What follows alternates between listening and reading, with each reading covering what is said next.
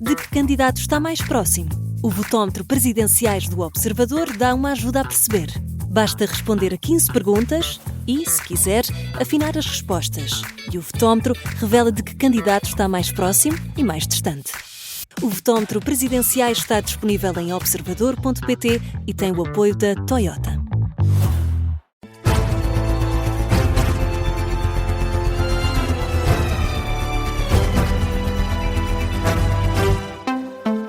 São as notícias da meia-noite da Rádio Observador, edição de José Rafael Lopes.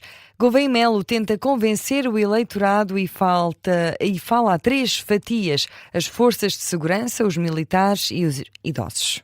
Num jantar-comício em Alcobaça, o almirante Gouveia Melo agradece às forças de segurança pelo serviço ao país e aos antigos combatentes diz que o país lhe falou e que a culpa foi dos políticos. Aos idosos, a grande fatia do eleitorado de Gouveia Melo, o candidato pretende aproximar o discurso e pessoaliza até o sentimento.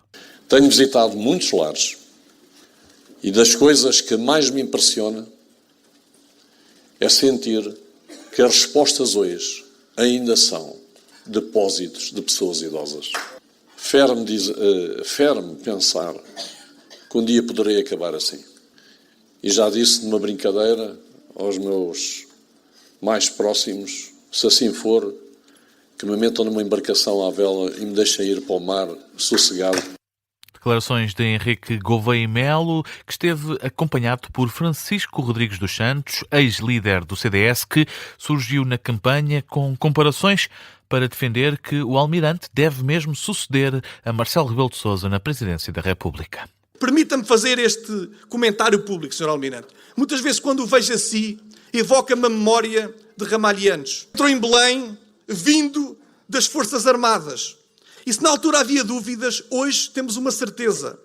É o político e o presidente mais consensual da história da nossa democracia. Nós, depois de um presidente dos afetos, precisamos de um presidente dos acertos. Francisco Rodrigues dos Santos, no jantar-comício da candidatura de Henrique Gouveia Melo em Alcobaça. Ângelo Correia, antigo ministro de Balsemão, também discursou e utilizou a experiência do almirante no mar para reforçar que é o candidato mais bem preparado para a corrida a Belém. E Luís Marques Mendes cola João Coutinho de Figueiredo ao Chega. Depois da declaração do candidato apoiado pela Iniciativa Liberal sobre um eventual apoio a André Ventura, a caravana de Marques Mendes aproveitou a oportunidade para atirar a Coutinho Figueiredo e a conquistar votos à direita, Miguel Viterbo Dias. De manhã já tinha deixado uma primeira achega a João Coutinho Figueiredo, mas ao final de tarde Luís Marques Mendes insistiu. Andaram durante uma eternidade a dizer que eram diferentes do Chega até ao momento em que disseram que estariam ao lado do Chega. Disseram-nos que era a direita liberal e afinal parece que é a direita radical.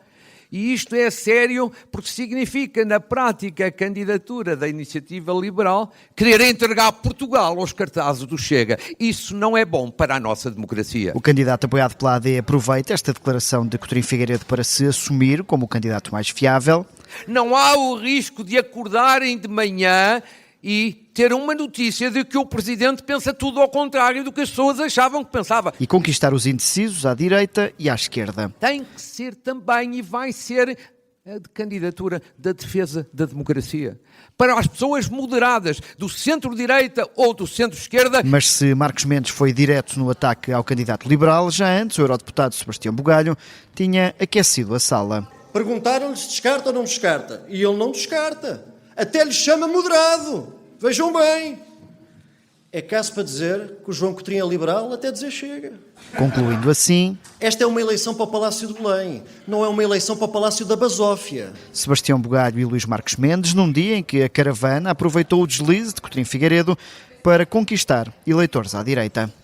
O repórter Miguel Viterbo Dias no comício de Luís Marques Mendes em Vila Pouca de Aguiar. Amanhã, a caravana de Marques Mendes começa o dia em Orém.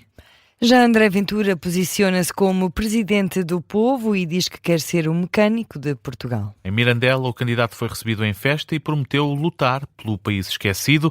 De manhã, em Vila Real, reagiu com naturalidade às palavras de Coutinho Figueiredo e provou, Miguel Cordeiro, vinho com moderação.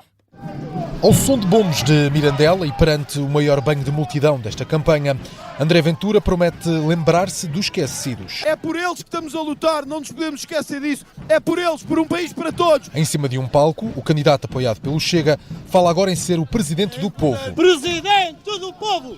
Presidente do povo! Com os apoiantes a aproximarem-se do palco, Ventura ouve uma idosa que aponta para as dificuldades de atendimento no SNS.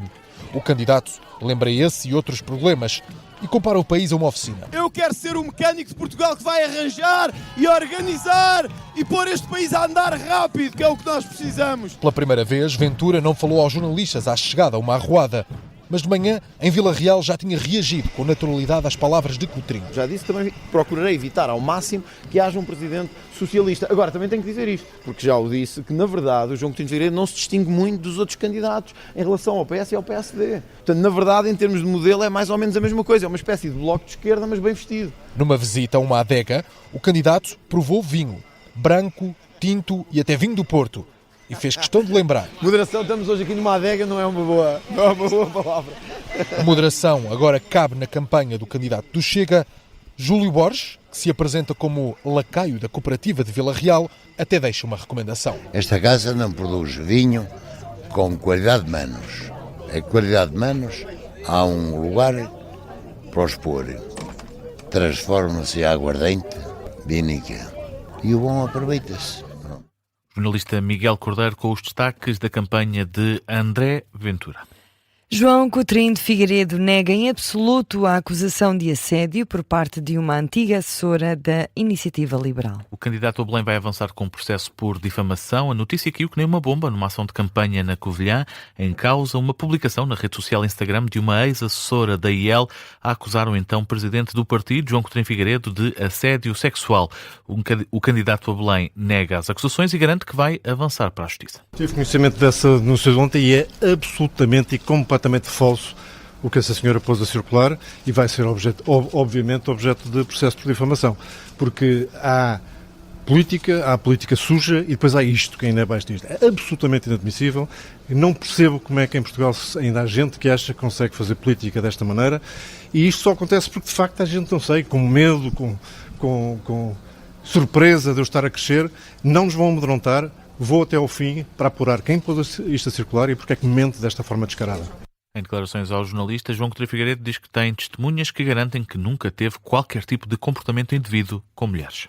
E o Governo vai pagar mais de 8 milhões de euros à Comissão Europeia para evitar receber mais migrantes. O Executivo alega falta de condições e por isso recusou receber 420 requerentes de asilo de outros Estados-membros como Espanha ou Grécia. A notícia foi avançada pela SIC Notícias.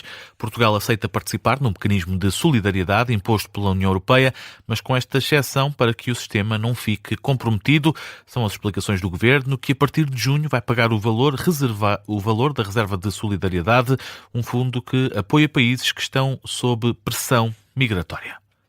E no Irão, mais de 600 manifestantes foram mortos em 14 províncias do país desde 28 de dezembro. À altura em que começou esta vaga de protestos contra as autoridades de Teherão, a informação é dada pela organização não governamental Iran Human Rights. Entre os mortos estão 9 menores, indicou a organização.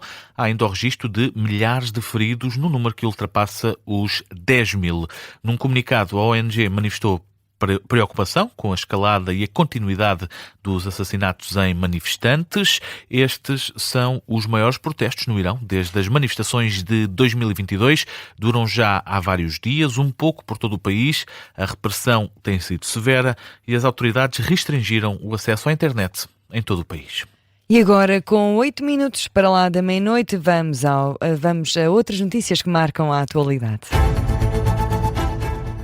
António Costa exige que o regime do Irão pare com a repressão violenta contra o próprio país. O pedido do Presidente do Conselho Europeu é feito numa publicação na rede social X. António Costa escreve que a Europa está do lado dos iranianos corajosos que exigem direitos básicos, dignidade e liberdade.